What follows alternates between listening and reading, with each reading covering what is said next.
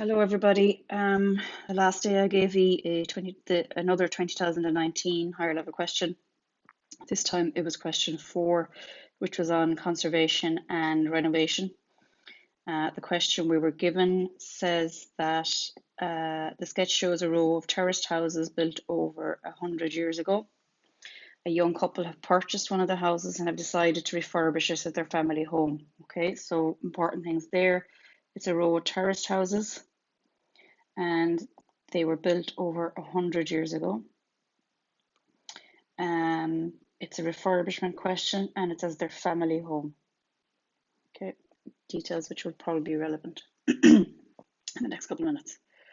Okay, we were asked as part A to discuss 3 benefits to the local community. So 3 of refurbishing one of those townhouses as a family home. So there's that phrasing again. It's refurbishing, and it's as a family home. So those elements need to form part of your answer. Part B then says the owners commissioned a survey of the house which revealed the following. So after commissioning a survey, what is a survey? It's checking kind of the state of the house, what might need to be repaired or upgraded, or indeed changed. And they discovered that it had a traditional cut roof with natural slates. It has a softwood sliding sash window or windows, and they are single glazed, also relevant detail and important. And then the external walls are solid walls. So they're solid external walls, and they're brick construction. They are uninsulated, and they have an internal lime render. Again, all words and details that are important. So we're asked to select any 2 of the above. Now I'm going to answer this by selecting all 3 because this is as much about learning as it is about answering a question. And then the usual story, notes and neat freehand sketches are required.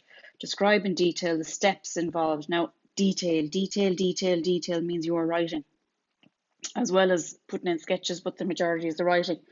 And what are we supposed to do? We're supposed to upgrade each area, right, in a manner that respects the appearance and character. Okay, so we are not to change anything. We are to keep it looking and behaving like it would have done, only just to improve that structure. So starting off then, question 4, part A. That's where I started, and I said, right, what we asked, and I wrote that down now, and I would encourage you to write that in the exam as well, because it's writing these things that make your brain think about it without you even realize it. Reading stuff a lot of the time, yeah, it goes into our brain, but it doesn't really sit there. You have to write it to actually get it in properly. 3 benefits to the local community of refurbishing one of the townhouses as a family home. Now I put in this extra bit of information over here, bounded by the green. Just a few little bits of information beyond just what the question has asked us. It says that it is important that Ireland's heritage buildings, which are a national treasure, live on and are preserved for our descendants. So that is kind of our background to conservation and renovation, and particularly in Ireland, right? Why we want to preserve our heritage buildings. Why, for our descendants, we want to preserve both the look, the feel, the design, but also the traditional materials, the traditional jointing methods, the traditional ways of building that were used, because we're ashamed to lose them. And what actually is conservation? Well, conservation it aims to prevent buildings from deteriorating and return them to their original state. There should be an M in there. Oops, wrong thing. No, I just fixed that. Them to their original state. That's what conservation is. It's to prevent it from deteriorating further and then return them to their original state. So there's 2 stages there: prevention and returning them. And there's 3 R's involved in conservation. When you are approaching a project like this, there's 3 areas you need to think about. You need to, first of all, research the traditional areas, research the type of materials used, research the building techniques used. Then you are to try and restore those as much as possible. And then and respect those methods. Try not to change something so much that it is no longer even recognizable as what it was. So research, restore, and respect. Okay, moving on to the question then. And I put in, how many did I do? I did 5 benefits here. You were asked for 3. And as I go through it, I'm going to highlight keywords, things that are important and that you will need going ahead in order to answer a question such as this. Okay, so keywords. I'm going to be in this color. We're not going to be that thick and thin though. Maybe this, yeah, it's too thin too. Okay, so that's going to be our keywords.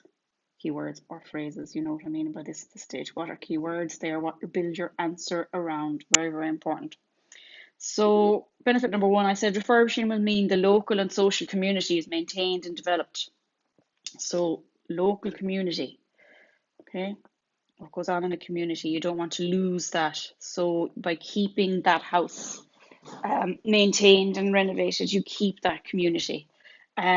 Also then schools, parks and playgrounds, for example, will need to either be maintained or developed. So by putting back a family, and we're talking here really about the family, but putting a family back into a house that had otherwise gone into disrepair, means that the numbers, the population growth in that area will improve or will change at least, and as a result, those young people, that young family will have children, and they will need facilities such as parks, playgrounds, schools, okay, and they will need to be maintained or developed, okay. Benefit number 2, then I said refurbishing will also help to, actually refurbishing itself is a key word rather than saying fixing or something else, which is what you could possibly say in an exam. Anyway, refurbishing will also help to maintain and improve the look of the street. So let me just read it here again. Refurbishing would also help to maintain and improve the look of the street for the others who live there. A building falling into ruin would be unsightly and would cause structural problems in the adjacent buildings. So the minute you have a building like that that has fallen into disrepair, it naturally devalues the buildings to either side of it, because it changes the look of that street. So then the opposite is also true. You refurbish that, you improve the look, you almost make it a focus on a street. You would say, look, this is what we can do with such of these houses. You not only improve the look of that street and improve the value, you also attract more buyers, you attract more people to come along and do the same. Okay, so that would be benefit number 2. And in terms of keywords of that, improve the look, I suppose would be kind of a key phrase, even though it's a fairly common one. Falling into ruin, key phrase. Unsightly, rather than saying doesn't look nice. Oh yes, and I forgot to as well that it would cause structural problems. One building in the middle of a terrace. Remember, we're talking about a terrace here that is falling into disrepair, could cause a knock-on effect on the other buildings adjacent to it and cause them to fall into disrepair too a lot faster than they would have otherwise. Benefit number 3, it will engender pride, and engender pride is another key phrase in the local area, and have a look, kind of has a keeping up with the Jones type of a knock-on effect. So also if you have one family that move into an area, they improve the look of that house. Remember, that house is attached, because it's terraced, to houses on either side of it, plus probably more down on the side of the street. The neighbours get jealous and they want to bring their house up to the same standards. So that's a good thing, because it improves both the value of the houses on that street, but it also helps in this whole conservation thing. So again, keywords, knock-on benefit. Okay, a benefit that naturally follows through because of. Number 4, then I said it'll help alleviate current housing shortages. Like, we have major housing shortages, particularly in urban areas at the moment, particularly Dublin. So rather than rebuilding, renovating, and bringing this back to the way it would have been, will help that. Okay, that family will no longer need to build a house elsewhere. They're renovating that and they're moving in. Number 5, then I said it encourages regeneration. Now that is a really, really good key phrase. It encourages regeneration of the area, so it maintains the existing residential and architectural heritage of that urban area. Okay, so rather than coming along and putting in flats or apartments on apartment block and knocking the whole road, knocking the whole terrace, this is a regeneration, and regeneration is good because it gives us a lot of different housing types for different housing needs and housing interests. Um, and it maintains that. So by renovating those houses, you keep that architectural heritage of an urban area. Bear in mind, this kind of a terrace, you're not going to find this out in the middle of the country. It's in an urban area. It is almost the footprint of the urban area. It is the footprint isn't the right word. What I mean is, it kind of, it's like the calling card. It's instantly recognizable that if you saw even just a photograph of a terrace of those type of houses, in other words, the photograph that's back there in the question, you would say straight away, sure, that's an urban area, most likely, I don't know, Dublin, inner city, somewhere like that. Not maybe not inner city, but as in the sense that inner city kind of means rough and whatever, but the centre of the city. So it maintains that. Now, part four, let's go back and look at it. B then said that the owners commissioned a survey, and in that survey, it was said that there is currently a traditional cut roof with natural slates, that there are softwood slide and sash windows, and they've single glazing, and it said that they had solid external walls, they were brick construction, they're uninsulated, and they have an internal line render. So for the most part, what we're going to be doing is suggesting ways to improve and upgrade these features while not damaging them or changing them so much that we are no longer respecting the architectural heritage of the house. Okay, so first thing I said here, and again, it asks us for two, by the way, I've done three, again, from this idea of learning as opposed to just reading and answering. And again, while I'm at this, I am putting in keywords. Now, I just wanted to go back and check. Yeah, that's fine. So, question 4, part B, steps to upgrade the roof first. So this is the roof upgrade, what is required? Okay, what do you do? Now, I'm not sure have we gone through this in class. I don't think we have. So this is as much a theory lesson as it is a question lesson.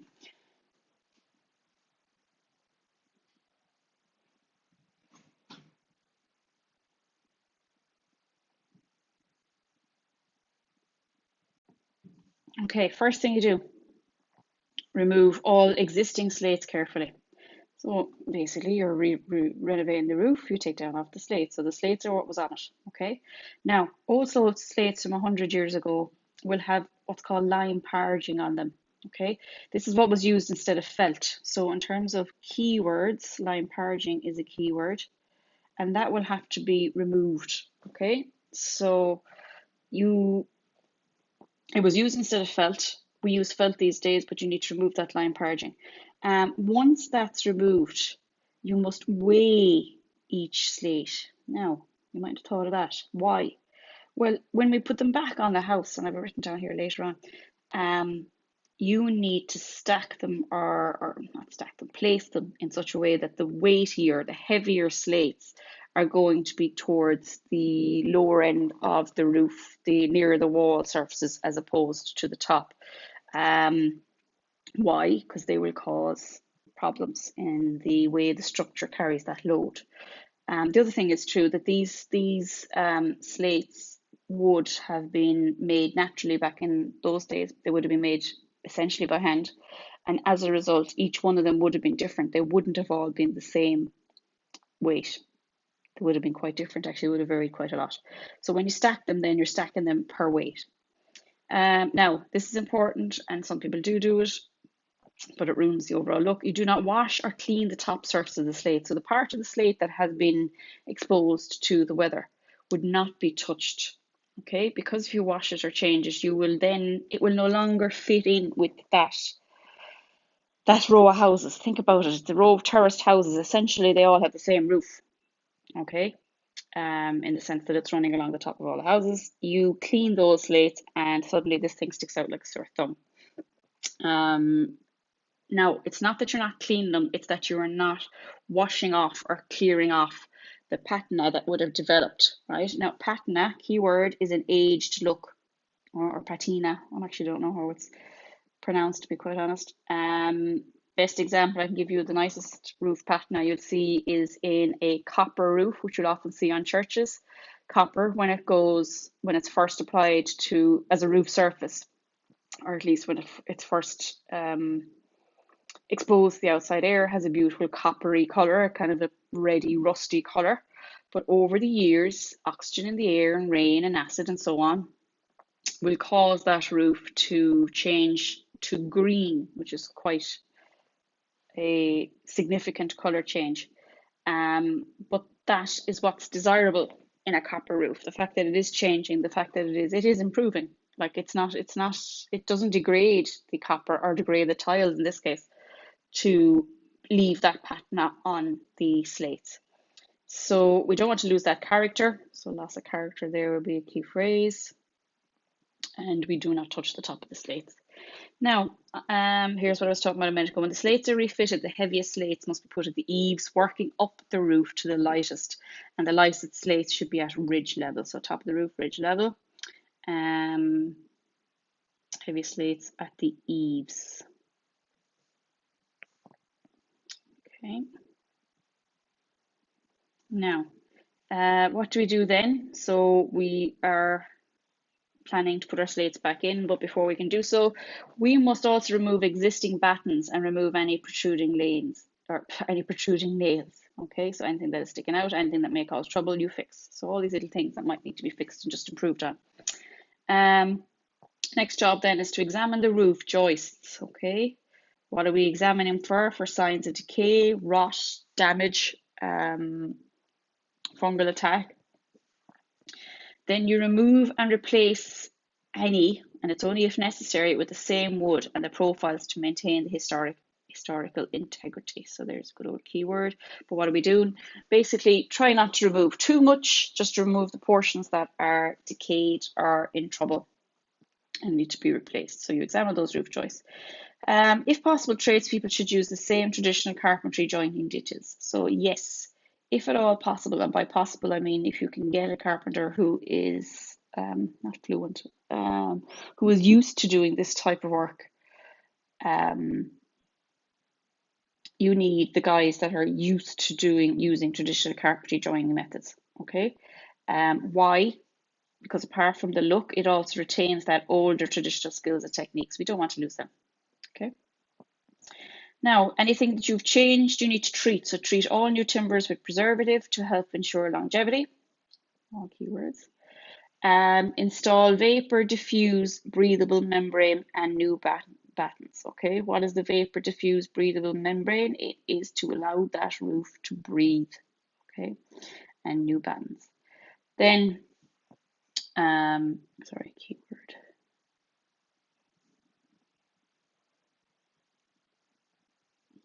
Okay, broken slates then should be replaced using reclaimed or salvaged slate, or actually, and I didn't write it in there, you could also take some from the back of the roof.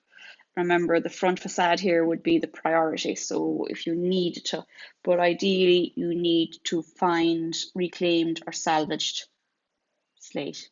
Okay, so that's, in other words, another roof where they took the slates down, didn't reuse them again, and a salvage yard has taken them in order to sell them and reused again. They can be got. Okay, so that's broken slates. Now, the gutters and the downpipe need to be cast iron because that's what was of the period. Okay, so cast iron gutters, we use plastic now. If needing to be replaced, then you try to get salvaged cast iron again because they again would have that patina, whatever you call it. They will have aged with the building or age with the building they were on. Okay, so that's gutters and downpipes. Now, so that was upgrading the roof. Next one, let's upgrade. Apologies. To upgrade the softwood sliding sash windows. Okay, so we need to change that. They currently are single glazed. That is important. They're sliding sash windows. However, we do not really want to get rid of the sliding sash windows. They are a marvel as to how they work and the look of them, and they have quite thin little bars that are hard to replicate in new windows. So we try to keep it the same. So ideally, we want to retain the original sliding sash windows. So retain the original keyword. Why? Because we want to keep that character. So same story again. So things are recurring in this question over and over again, similar themes, and it's just a matter of writing on those themes about the area or the element you're talking about. Now, ideally with these windows, repair is the best option, but it can be expensive. But if your house is listed, there are grants available from local authorities or the Heritage Council if it's a protected structure. Okay, so repair is the best option. Put That can be expensive. Why is it expensive? Because a limited number of people are able to do this work, and anything that is limited commands a higher value. But grants are sometimes available, okay, particularly if your house is a protected structure, or if there may be current grants available for upgrading the insulation in a house, and the windows might fall under that heading. Okay, so how do we actually do it though? Okay, the windows need to be carefully removed, taking care. Actually, that's not a keyword. I'm just reading it. Taking care not to break the original float glass. Now, these windows would have had beautiful glass on them, quite different to what we have today. Our window glass making techniques today have improved so much that the glass that we put in our windows is perfectly level, perfectly flat, perfectly straight. Whereas back then they would have been made using what's called float glass, floating technique. The glass itself, the liquid, the molten glass would have been floated on water, and that would then create the solid glass once it cools down. But as a result, they have these little imperfections within the glass, waves, ripples, and so on. We want to try and keep that ideally, or replicate it again by trying to find reclaimed windows, reclaimed glass. Okay, so original float glass is important there.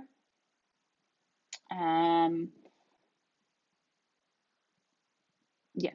Now, the sash then, okay, the actual movable part of the window, the sash counterbalancing weights, they would need to be retained. So ideally, if you can contain sash counterbalancing weights, they are the weights that are held within the window that allow it to open and close, that allow that whole movement to happen. Then what's important here now, because you're going to take out that float glass, so you need to take note of the position of each piece of glass in the sash window. So it makes sense. I've taken one piece out of the top left-hand corner. I need to note that that is the top corner, because again, like the fact that these were every piece of glass is slightly different, every piece of glass is probably slightly different in size as well, and other pieces won't fit into the same area. And remember, we're renovating, we're trying to keep it as similar to that original look as possible. Now, originally, to glue these windows together, the timber framing and so on, a Scotch glue or an animal glue would have been used, okay, made from melting effectively or boiling animal bones, which creates this gooey stuff, which hardens into pearls and becomes animal glue. Basically, this stuff works when it's heated up. When it's heated up, it becomes liquid, and then it hardens as it cools down. So in order to remove the glass in those windows, you need to soften that glue. And how do we soften it? We soften it by heating. Next piece then is you would need to remove any rotten pieces of timber. And it has said that it's softwood, so that would usually be a red deal, and you need to replace. So remove any rotten pieces of timber. And replace. Now, the shapes and profiles must be replicated, so you need to be careful here. You need to keep the same shapes in the window, the same profiles in the window frame. So whatever profile was used or whatever molding shape was used. Now, animal glue should again be used for jointing up. Makes sense. Now, sash cords may need to be replaced. Put in an arrow there. Okay, what is a sash cord? It's the cord that the sash counterbalancing weights that we had up here are run on. Okay, so sash cords may need to be replaced. And a record then, a lot of the time in these windows, and the kind of people that do this kind of work, they like to leave a record behind of when it is done and what was done and who it was done by. Just because what am I saying? So that if it needs to be opened again or looked at again, that there is a record. It's just a conservation historical thing. It's interesting. So a record of the date of the conservation or repair work, including the names of those involved, is usually placed in the inside of the sash frames, not where it's visible naturally, within the frame itself. Now, secondary gate glazing. This is the kind of the modern bit. So we've replaced, we have fixed, we have improved our window. What happens next? Well, secondary glazing is where you put almost a whole other window on the inside of the house. Why? To restrict heat loss, That window might be triple glazed, so that will help with the heat loss, but it'll also help with the look and it'll help with the noise levels as well. Okay, so I went over here and I drew a sketch of what this might look like. So secondary glazing. So there's our original sash window. Okay. And secondary glazing then is almost like another window attached there to the inside of the current window frame. Why? So you can close across that window, and from the street on the outside, it looks like an original sash window. Whereas from the inside, it is warm, quiet, and it allows you to live almost in a modern house while still keeping the traditional look of the sash window. Why? And I'll just say it again, triple glazing reduces heat loss and it's soundproofs, and it should be invisible from the outside of the dwelling. So you do not ever want to take from the outside look of that dwelling. All right, so that was the upgrade of the windows. We've done the roof, we've done the windows. That would be enough at this point to answer this question, but I'm going to go on ahead and talk to you about upgrading the walls externally. Right, now first thing, and actually this goes for all of these, you could write this phrase for all of these. You should look for expert advice on all of these elements. Okay, there are people here that are used to doing this kind of thing. So you need to source them, locate them, and ask them for advice. What do you do then? You check the exterior for signs of deterioration. Okay, breakdown. Where is it getting broken down, and where will it need renovation? Where will it need fixing? So, and where are you looking? You're looking at the joints in this case. Now, anywhere then that there are signs of deterioration, right? The lime mortar, so they told us that there was a lime mortar plaster used. You must remove that, okay? How is it removed? You hand rake it, okay? And it's with a lump hammer and a plugging chisel. Now, what in the name of God is a plugging chisel? It's this guy down here, guys. Okay, a plugging chisel is a chisel that just has this tapered edge down here that allows you to scrape out that lime mortar from in between the bricks. So this is how you'll use it over here. Okay, so there's our plugging chisel, and there's my note for this particular, or my sketch for this particular part of the question. Okay, so after you've raked out, and raking is the correct word there, so that's a keyword, that lime mortar, this must be carefully put back into the joint in the brick using a pointing trowel. Actually, I should have drawn a sketch of a pointing trowel there. It's essentially a triangular trowel, a small little triangular trowel. Before you put that in though, you must have brushed out all the joints thoroughly. Why? You want to remove any particles. Okay, particles are not good. Okay, in other words, dust and little bits that would stop the lime mortar adhering. Then a cement-based mortar must not be used. Okay, so we need to still use the same lime mortar. Why? The cement-based mortar can trap water within it. And then if that freezes, that water expands and it causes it to disintegrate further. So you'd end up disintegrating your look or your piece. All right, now, last piece. So how would I upgrade the walls internally? Well, quite similar to the outside. You would first have a look, so I have a sketch drawn down there, so the internal might look something like that with cracking plaster, and you can see the exposed brickwork. Okay, so you would remove any loose plaster internally. So loose plaster internally needs to be removed, and again brush down the walls. Same story to improve the key. Okay, by getting rid of again dust, spiderwebs, dirt, just anything that might have happened. Now, hempcrete. Right, you never heard of this stuff. Hempcrete, what name of God is this? It's a mix of lime and hemp, right? Okay, and it would have been traditionally used on these eternal walls, right? Why? Because it provides insulation. So we are not putting in fancy insulation in here like we would do in modern times, because it just wouldn't work. Okay, they did say that in the question we were supposed to suggest things that are sensitive to the restoration. So this is what used to provide insulation. So this is what we're going to use again, hempcrete. So it's a mix of lime and hemp. And hemp, by the way, is a type of fibre. And it allows the structure then to breathe from the inside, and preventing dampness. So then the reason this would have been used before is it allows this structure to breathe, right? The idea is that while you have ventilation and while you have air moving, while you have breathing, you will not have dampness. Okay, so that's important. Now, the brick wall should be dampened prior to the hempcrete application, again, because it gives you a good key, and the same thing is true for the application of the line render. So you dampen it first, you come along with your hempcrete, and you apply it. Now, it takes quite a while for this stuff to dry, so you have 4 to 6 weeks waiting for dry. Okay, so, and of course the time is dependent on the time of the year, summer versus winter. And you need it to dry fully. If it doesn't dry fully, you haven't you are basically embedding dampness into the wall, so it needs to dry fully. And then a coat or 2 coats of lime plaster are applied to the wall to complete the job. Okay, so plaster coat, and then here's my diagram down there. So my diagram then, and this, I thought this was a hard one to draw a diagram first, so I literally drew what the actual what it might look like, and then filled in the different areas. So hempcrete would be applied.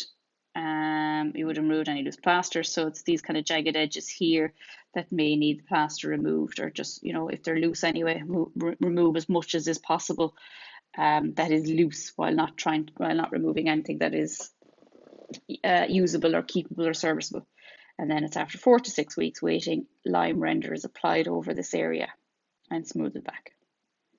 All right, so that was question 4 from 2019. There's quite a lot there. It's one of those difficult questions in the sense that there's a hell of a lot of writing and talking and explaining. The plan is to move through a few more of those and work through them bit by bit. In terms of your textbook, and there isn't a hell of a lot in your textbook on this, around page 16, 17 is where you will find more information. I hope that's okay. Any questions, send them on to me. Thanks, guys.